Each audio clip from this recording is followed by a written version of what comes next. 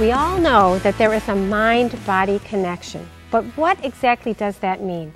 I'm happy to have Heather Elmers back from John Roberts Spa to talk to us. You're going to talk to us about what does that actually mean. You hear that today, mind-body-spirit connection, but what does it mean really to have a mind-body connection? Basically, it's the relationship between relaxing your mind and relaxing your body. It's all symbiotic. It all works together. And when you relax your mind, you relax your body, and vice versa. When you relax your body, you can calm your mind. Yes. Now, which one comes first usually? It just depends. I know for me, it's relaxing the mind is the hardest. I think so for a lot of people. We're ravaged by stressors in today's world. Distractions. Yes. So people come into John Roberts, they're stressed. What do you do to help them relax their mind? Well, basically, the first and foremost, most important piece is to get them to calm their mind and quiet their mind by closing their eyes and taking a couple deep breaths and really relaxing. Okay, I'm going to try this. Night.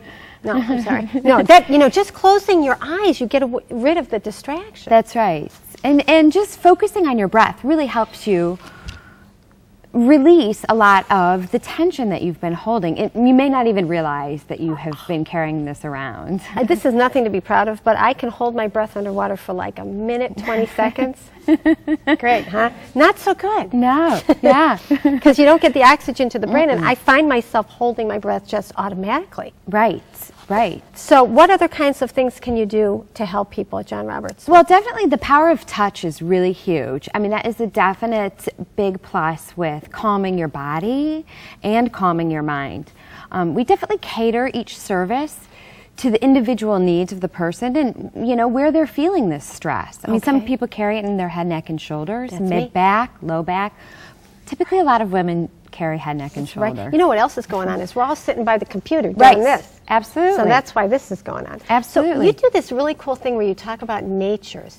Everybody's That's right. Tell us more about that. Well, it's kind of where you're sort of deficient, where you're sort of lacking. So in one area, if you have a tendency to be kind of flighty and kind of up in the air and need a little focusing.